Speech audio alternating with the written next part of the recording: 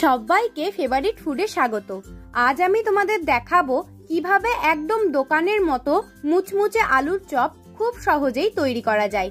খুবই টেস্টি হবে আর কিছু টিপসও বলবো যা আলুর চপকে অনেক মুচমুচে করে তুলবে। প্রথমে চপের জন্য বেসনের ব্যাটারটা তৈরি করে নেব। নির্দিষ্ট একটা বাটি বা কাপে মেপে 2 কাপ বেসন দিতে হবে। পরিমাণ মতো নুন দিচ্ছি, রঙের জন্য হাফ চামচ হলুদ দিচ্ছি আর সাথে হাফ চামচ শুকনো লঙ্কা গুঁড়ো দিচ্ছি। সব শুকনো উপকরণগুলো একবার মিশিয়ে নিলাম। এবার বারে বারে অল্প অল্প জল দিয়ে মিডিয়াম ঘনত্বের একটা ব্যাটার বানিয়ে নিচ্ছি। একবারে সব জলটা দেবে না, অল্প অল্প জল দিয়ে খুব ভালো করে ব্যাটারটা বানিয়ে নেব। বেসনটা খুব ভালো করে ফেটিয়ে নিতে হবে। একটা চামচের সাহায্যে ঘনত্বটা দেখাচ্ছি। দেখো ব্যাটারটা সবটা পড়ে যাচ্ছে না, চামচের গায়ে খুব ভালোভাবে কোট হয়ে যাচ্ছে। বেসনের ব্যাটারটা বানানোর জন্য যে কাপে মেপে বেসনটা নিয়েছিলাম সেই কাপেরই 2 কাপ জল নিয়েছিলাম।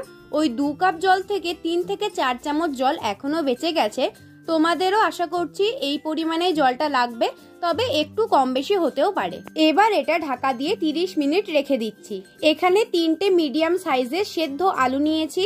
এই 3টে আলু থেকে 9টা চপ বানানো যাবে। দোকানে আলুর খোসা সমেত আলুর পুরটা তৈরি করা হয়, তোমরা চাইলে খোসাটা রাখতেও পারো, আমি খোসা রাখছি না। এবার একটা ভাজা মশলা তৈরি করে নেব।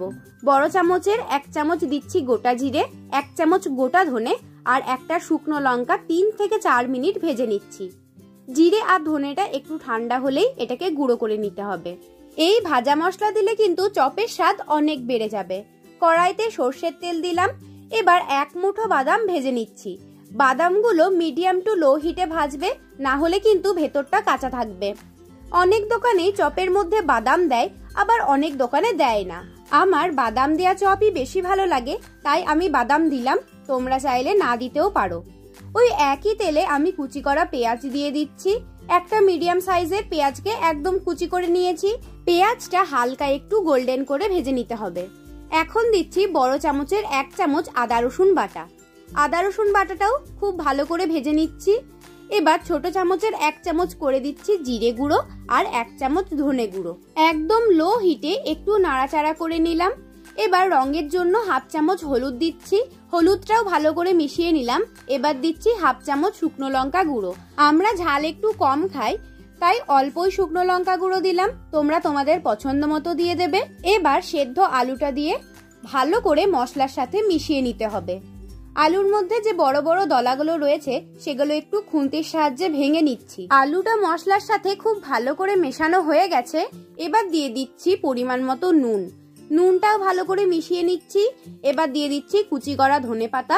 ধনেপাতাটা ভালো করে মিশিয়ে হাফ চামচ বিট নুন দিচ্ছি আর সাথে দিচ্ছি ছোট চামচের 1 চামচ আমচুর পাউডার। আমচুর পাউডার না থাকলে চাট মশলাও দেওয়া যাবে।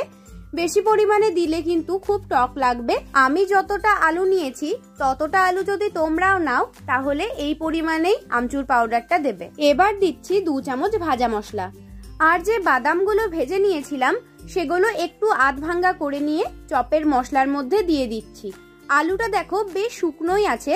আলুটা একটু শুকনো থাকলে চপগুলো খুব সহজেই গড়ে নেওয়া যায়। আলুটা কিছুক্ষণ ঠান্ডা হতে দিচ্ছি। এই প্লেটে আলুগুলো চপের আকারে গড়ে রাখবো। একটু বেসন ছড়িয়ে দিচ্ছি, আলুটা তুলতে সুবিধে হবে। এবার আলুর ছোট ছোট বল বানিয়ে হাতে করে এইরকম করে চেপটে দিতে হবে। আলুর পুরটা শুকনো হওয়ায় হাতের মধ্যে আলুটা লেগে যাচ্ছে না, খুব সহজেই কাজটা করা যাচ্ছে। আমি সব চপগুলোই বানিয়ে নিয়েছি। দেখো এবার বেসনের মধ্যে দিয়ে দিচ্ছি ছোট চামচের হাফ চামচ বেকিং সোডা। বেসনটা আবারও 2 মিনিট ভালো করে ফেটিয়ে নিতে হবে। কড়াইতে সাদা তেল গরম হতে বসিয়েছি। 2 চামচ গরম তেল আমি এই বেসনের মধ্যে দিয়ে মিশিয়ে নিচ্ছি। এই কাজটা তোমরা অবশ্যই করবে। গরম তেলটা দিলে চপগুলো অনেক বেশি মুচমুচে হয়। তেলটা মিশিয়ে নিলাম। এবার একটা আলুর পুর দিয়ে 2 দিকেই ভালো করে বেসনের কোট করে তেলে দিয়ে দিচ্ছি। চপ ভাজার জন্য অনেকটাই তেল নিতে হবে, না হলে কিন্তু চপের শেপটা ঠিকঠাক আসবে না। চপগুলো যেন তেলে ভাজতে পারে সেই পরিমাণে তেলটা নিতে হবে। দেখো প্রথমে যে 2টো চপ দিয়েছি সেই চপগুলো তলার দিকটা লাল হয়ে গেছে।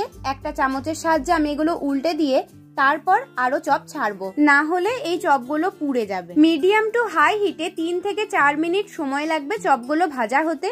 যে চপগুলো ভাজা হয়ে যাচ্ছে সেগুলো আমি তুলে নেব। দেখো দুপাশই লাল লাল করে ভাজা হয়ে গেছে। এখন এই চপগুলো তুলে নিচ্ছি। আর দেখো এই চপটা কিন্তু এখনো লাল করে ভাজা হয়নি, এটাকেও একদম লাল করে ভাজা হলে তারপর তুলে নেব।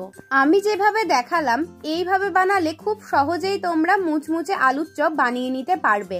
আমি এই চপগুলো সন্ধেবেলায় মুড়ির সাথে পরিবেশন করছি। ভিডিওটা তোমাদের কেমন লাগলো আমাকে অবশ্যই জানিও, ভালো লাগলে লাইক করে দিও, আর এইরকম আরো নতুন ভিডিও দেখার জন্য চ্যানেলটাকে সাবস্ক্রাইব করে দিও।